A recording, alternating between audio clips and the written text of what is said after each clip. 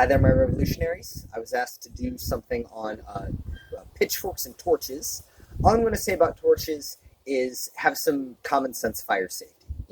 Things around you can't be flammable, oil is going to spill, everything else is going to differ from lineage to lineage, teacher to teacher, school to school. So that's all I'm going to say about that. It's kind of like a club in that regard. In fact, many club forms could also be used for torches. That's all I'll say about that.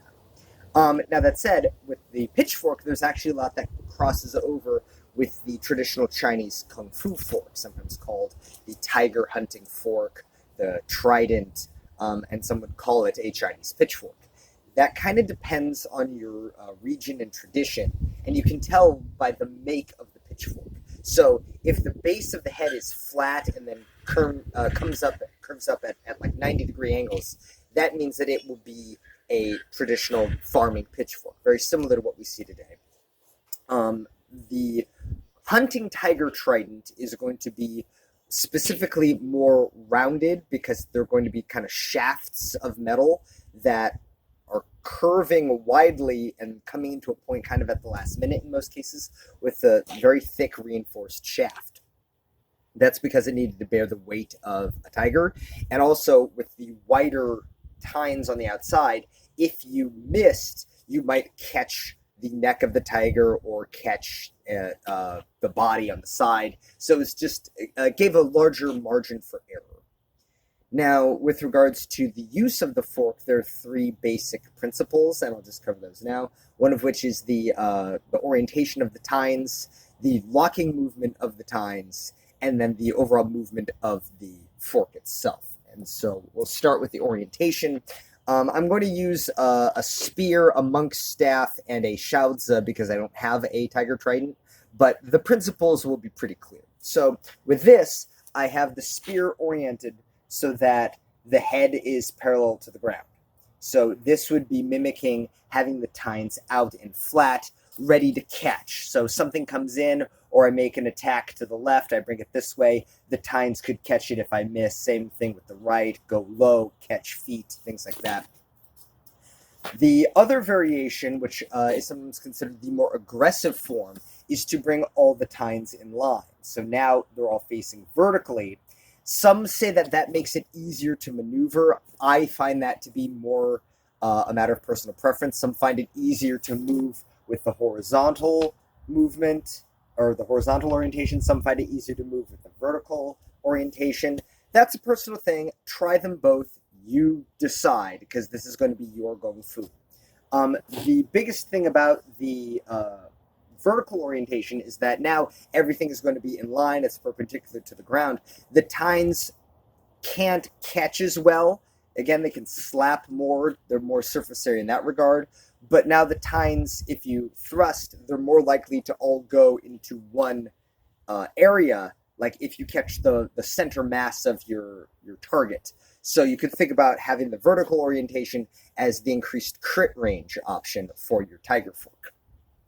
Now, with regards to the movement of the twines, a locking movement was very traditional, and that is primarily just the rolling of the tines so that they can lock the arm or the neck or a weapon with the movement of the fork head. Using the monk's abbot staff, you can pretty clearly see that when you roll, that one tine is on top, you roll again, that space goes on top and the other way. And that's really just kind of something that happens normally. It's not that it always has to, but it's kind of the idea of you change the orientation of the weapon that changes its relation to its target. So something comes in here, you roll and lock, and then you can hold it fast while you attack with the other end. You can torque it even harder by moving the body or moving the arms and disarm that way.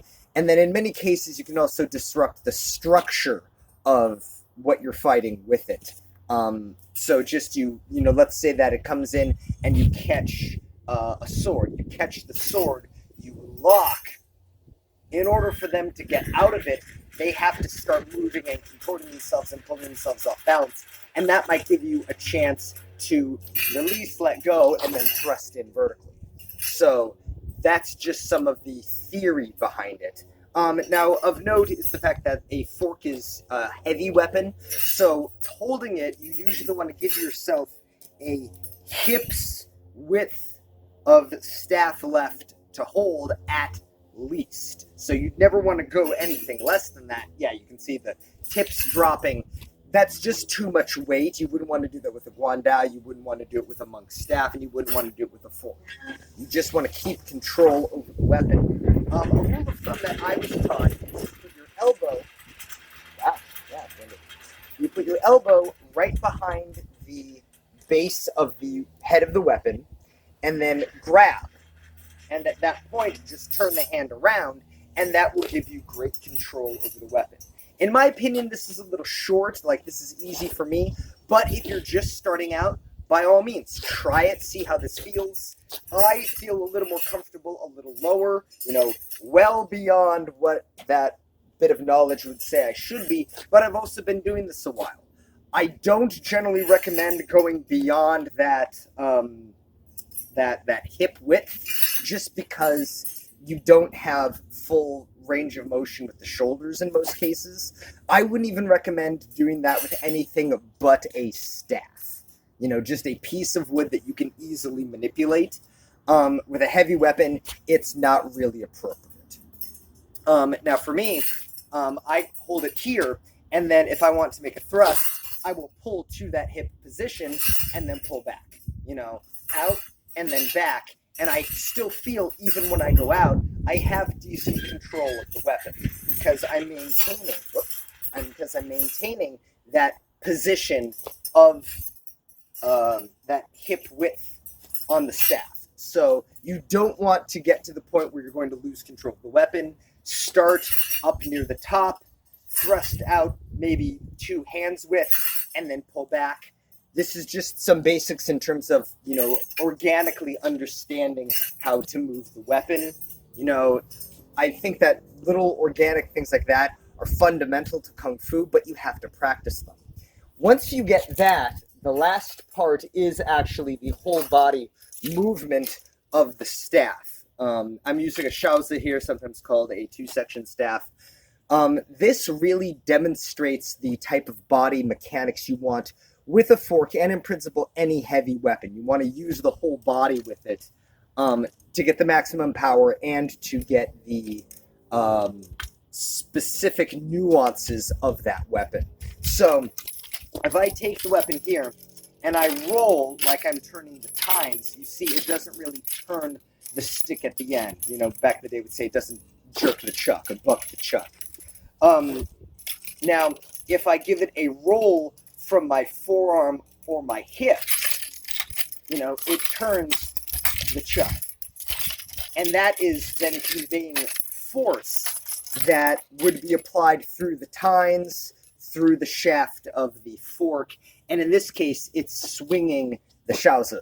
So you can think about that as a desirable effect with regards to a fork like that. Now, granted, your tradition may say, no, you want to maintain more subtle control and you want to just keep a good standard movement that doesn't cause that kind of jerking. That's fine. Listen to your lineage. Just keep in mind this is an option, that you can get that extra bit of power just with, moving from the hip or rolling with a little extra snap from the forearm.